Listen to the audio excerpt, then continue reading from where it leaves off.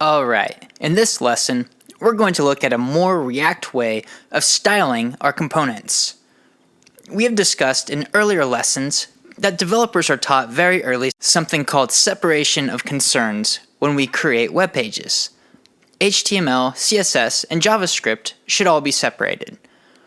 React blurs those lines, and the creators of React would argue for good reasons. We have already seen what looks like bringing HTML-like syntax and JSX elements and JavaScript together in a component. Now we're going to go the rest of the way and bring styling into a component as well. Here is a preview of what we will build again. Only this time, each component is going to have our HTML-like syntax, styling, and JavaScript together. To get our styling, we won't be linking to an external style sheet as we did in last lesson. This will make our components truly self-contained. Also, what is great about this approach is that when there is a problem with a component, we don't have to look at several different files to find an error or problem. We can go straight to that component to see where the breakdown might be occurring. Apart from making it easier to fix an error in a component, it also makes a component more shareable. You can pass the whole thing around without ripping bits and pieces out of multiple files. Let's go back into our code and take a look at adding styling to our first component. We'll begin by going to our section 3 folder, and we'll add a new file titled index2.html.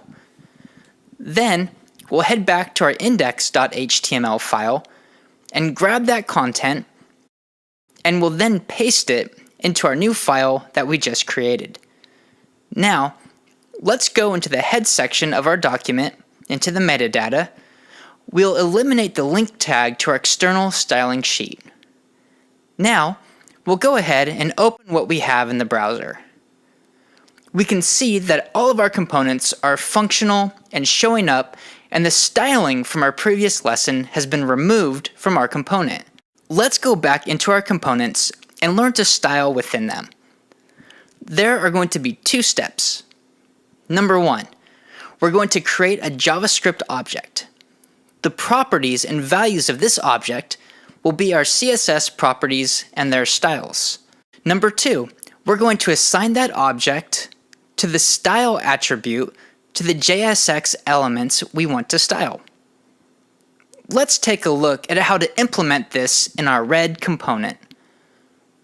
First, we'll begin with our JavaScript object. We'll create a variable and call it red_style.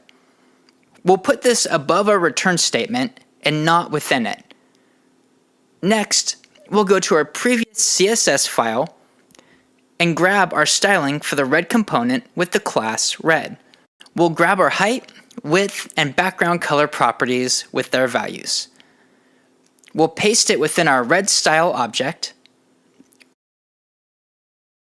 Already you can see that my text editor is trying to give me a heads up that this exact CSS formatting doesn't play as well in our current file. Let's go ahead and open this up in our browser and see if the console can give us a heads up as to what the problem might be.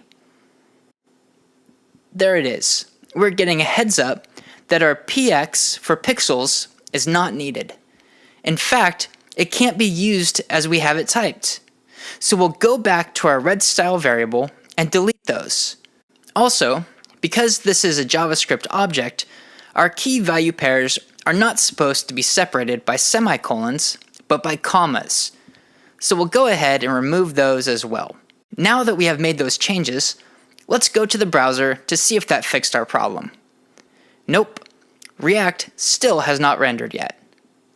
Let's open up the console, and we'll see that our property background color is now the cause of our error. Multi-word properties with a hyphen will need to be converted to camel case property names. Single word properties will remain the same. Let's go ahead and return to our code and make that change to the background color property. Great. Now let's go ahead and check out the results in the browser. And still, no success, but we're getting closer. This one is not as clear in the developer tools. let's go back to the code and think about what we might need to do. If you created a JavaScript object, if your property was name and your value was James, you would have to wrap the name James in quotes to make it a string. So let's wrap red in quotes. Now let's go ahead and take a look at this in the browser. Alright, success. Kind of. Our components are now rendering again, but there's still no styling happening. Why is that? Remember rule number 2.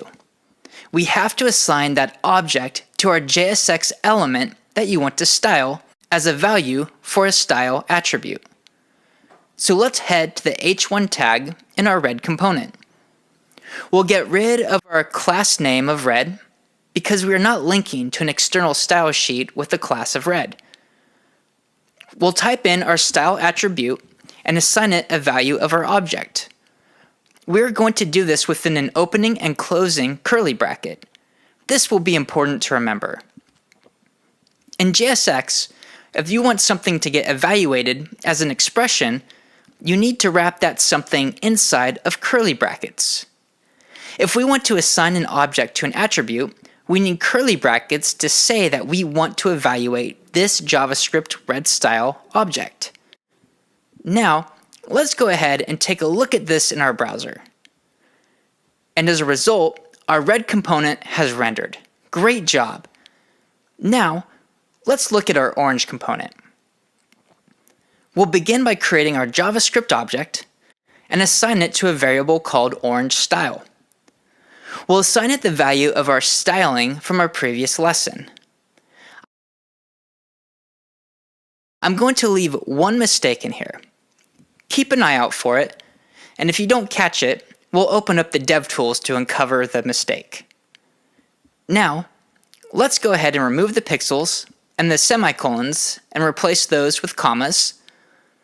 We'll also turn our orange text into a string, and then we want to assign that object to a style attribute in our JSX h1 element. We do this by placing our orange style inside of curly brackets because it is a JavaScript expression that we want to be evaluated. Alright, did you catch the error? If not, let's open up the console to find the problem. Here we are seeing React has not rendered yet, which this means it isn't a connection issue of the styling as when we used class instead of class name. But there is some rule which has broken our component. Let's open up the DevTools. There it is. Background and color were still separated by a hyphen. Let's return to our code and turn that into a camel case variable holding our object. Now, let's open this up again. There we go. Our orange component is now styled as well. Go ahead and style the next 5 components on your own. I'll code here in the background if you need to reference. I'll do a bit of copying and pasting to speed this up a bit. If you have this down, you can go to the source code and just copy that and paste it in to save yourself some time. However, if this isn't second nature yet, or this is your first time approaching this subject, do the work. Type it over and over again till you have the syntax down and you have used the DevTools to fix your mistakes as you write your code.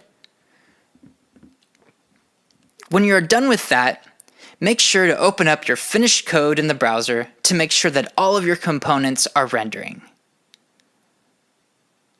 Alright, that wraps it up. All of our components are styled. I'll go ahead and open this up in the browser, and the result, success. Alright, I'll see you in the next lesson.